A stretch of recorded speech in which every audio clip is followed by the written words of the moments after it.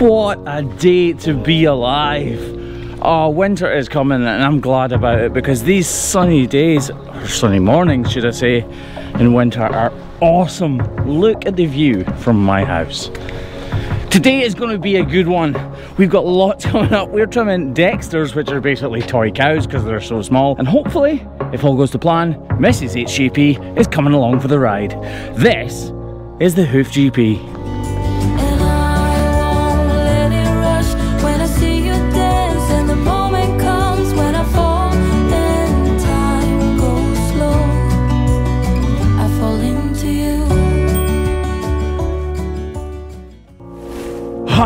So it is a beautiful, beautiful morning here. It really, really is.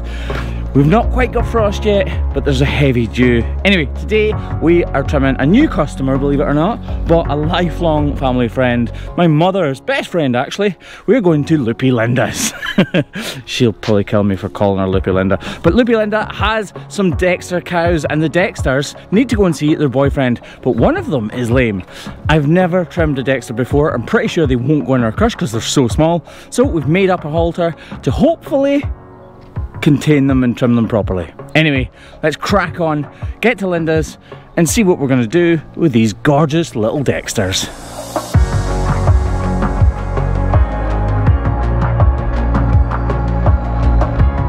Sometimes in life we're so busy being busy that we fail to realise the beauty that is surrounding us. This is the stunning Galloway forest as autumn is beginning to fall upon it.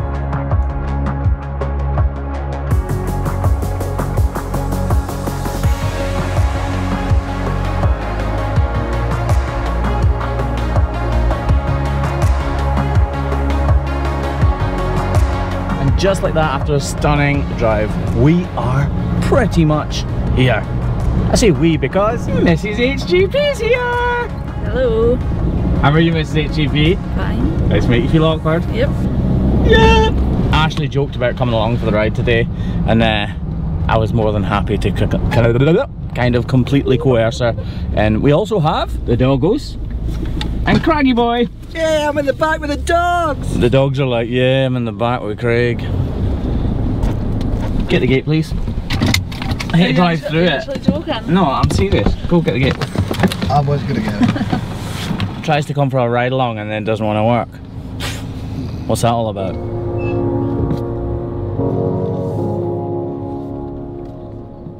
Thank you!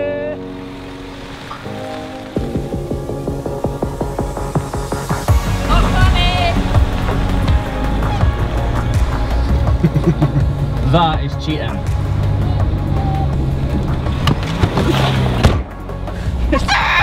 Glad you came? No.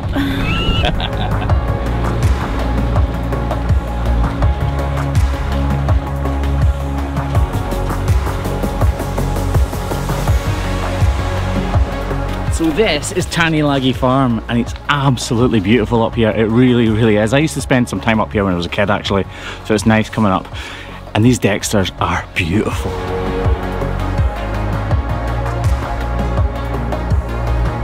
It's so easy putting that thing in position.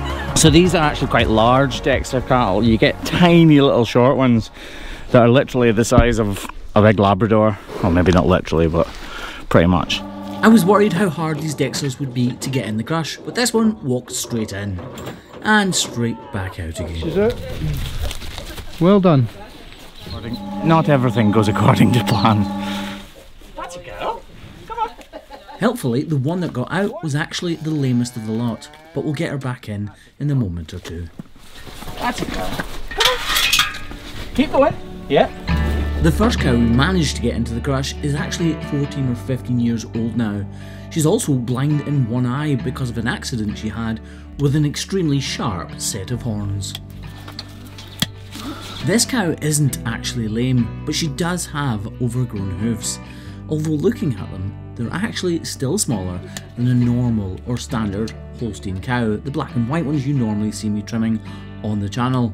You may wonder why I'm using hand tools and don't have the grinder out right now. That's because, as I said in the intro, I'm not used to trimming Dexter cows. And as confident as I am that I'll do a good job, I still need to be absolutely certain I'm working to the right parameters, and using hand tools gives me a better feel for where I am in relation to the pedal bone inside the cow's hoof. It also means it's slightly slower, and that allows me to continually analyse the foot and where I'm at in the trim. It said, son, when you grow up you'll be fine. I know you've got questions on your mind. Life is gonna happen one way or the other, whether you like it or not. Stop looking for the answers and you'll find what you've got.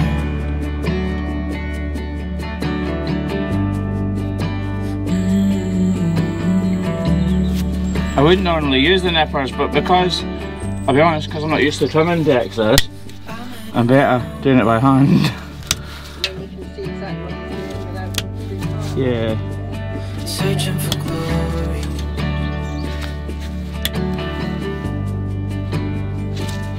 I took out an old pen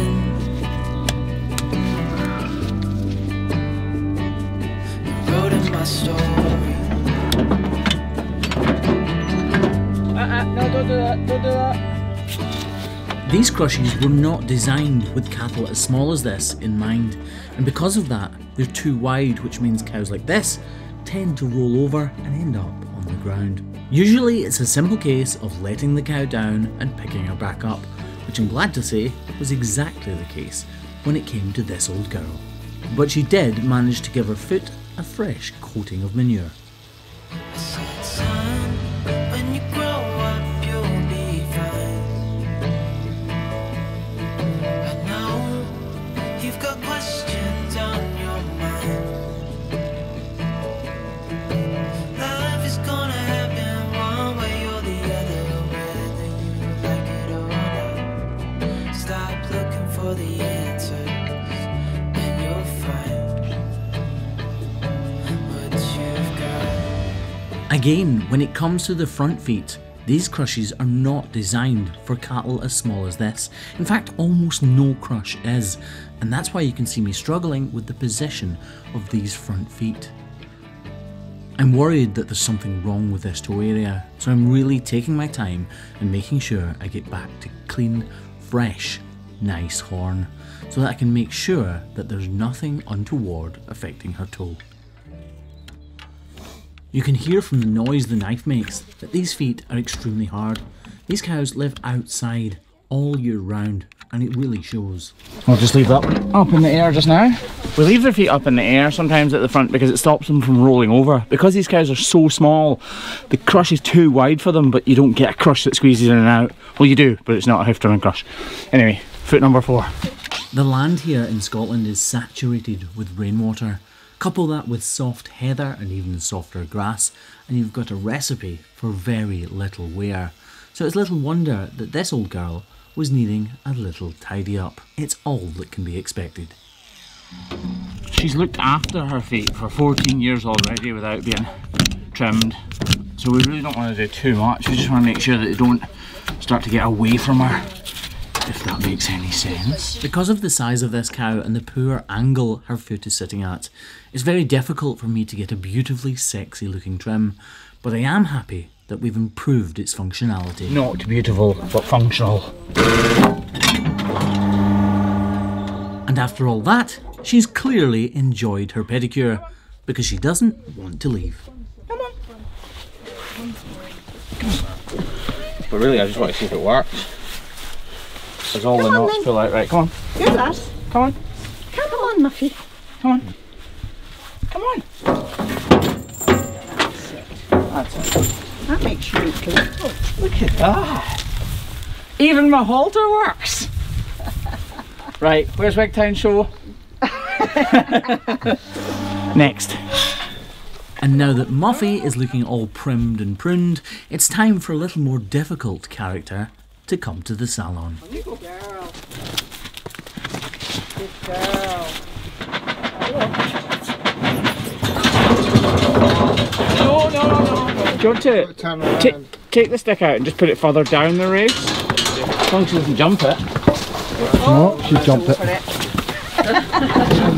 Come on, lass. Go around right in behind. It really is so difficult dealing with cows like this. I'm desperate to get her into the crush because she's got overgrown feet and I don't want to miss any problems with her. But at the same time, I don't want her to hurt herself. For a tiny little cow, she didn't half push back. I've got her head tied up here and she's not sore. This isn't like tight against here, I can put my fingers in and stuff. But what it does is it stops her thrashing her head around, which should keep her calm, hopefully. And this one's got a hole up the end of it, that's why I was so keen to get her in. What you just saw of us trying to get her into the crush really belittles just how difficult it actually was, and Linda almost considered for a second asking us not to bother. Not because she doesn't care about her feet, but because she does care about the cow and the likelihood of her hurting herself as we're getting her into the crush. As you can see, she has necked her ankle very slightly. This does happen from time to time, but it will be completely inconsequential for this cow. I wanted to persevere and get her into the crush because of the overgrowth, and I was worried there might be an underlying issue. As it turns out, we were right to be concerned. See, Oh, there's gosh. actually tissue sticking out the end of her foot. That's right, yeah. Yeah, so we're going to put a block on her Okay. to get that off the ground, and we'll completely douse it with iodine. This little darling has what could be the start of toe necrosis. That's when a hole appears in the toe area of a cow's foot. Bacteria infects that hole, goes up the bloodstream and into the bone. When the bone starts to die, it becomes known as toe necrosis. This is a thing that is completely irreversible and incredibly sore for the animal concerned. So, as luck would have it, it's a good job we got her into the crush. From time to time, we use different styles of block. This is a polyurethane block and it's designed to stay in shape for as long as possible. We're using it here because it's very unlikely I'll need to see this cow ever again. So that is the beginning of toe necrosis. Something's happened to the end of her foot, it's broken and then infection's got in, and that is the corium coming out. But we've caught it in time, so hopefully it should come to nothing with the aid of this block. As everyone knows, patience is a virtue held by few, and a virtue this cow does not have. As we're letting her out, she goes down. We untie the halter, remove the head gate from the whopper, and let this cow be on her way. Just like that. Now it's on to the cow we're really here for, the heifer that got away in the beginning, and the one with the really lame front left leg. All's well that ends well. Right, Craig, there's one your size. Go on, now's your chance, now's your chance.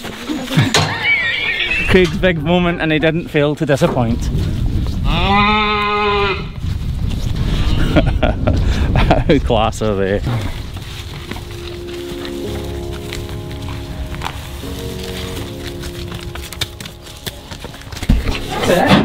This heifer is a real worry. She has an inflamed front left leg. It's all swollen and it's really sore for her. And despite the vet attending her and jagging her with all sorts of medications, she is still lame in it. And I, for one, am worried. I found the issue straight away. She's cut her ankle, look. Oh, gosh. See, it's totally fine now. But that's what's happened to her. She's cut her ankle and then she's got an infection in her leg. Anti-inflammatories would be the only thing that would help. Unfortunately, the camera isn't quite showing it, but this cow has had a very serious laceration to the bottom of her ankle, and as such, it became infected. So if you press here now, it's totally solid. So what happens with pus is, when you get thin pus, that's an early infection, and it gets thicker and thicker and thicker and thicker and thicker, and eventually it solidifies, which means it's very unlikely she'll get better. You see her hoof? It's pretty much perfect, isn't it? Yeah. Yeah. So, to be honest, she doesn't even need her feet trimmed. No, that's fine. But That's rubbish. It's the worst possible scenario for me. There's nothing I can do to help this cow. Because the infection and inflammation is between both claws, I can't even block it. For me, it's been bittersweet here at Tiny Laggy today. On one hand, we're unable to help the heifer, but on the other hand, we help the cow with the evolving tonocrosis, and she'll be far more comfortable from here on out. So for us right now, it's farewell Linda and on to the next farm on our list at the end of this beautiful drive through the Galloway forest.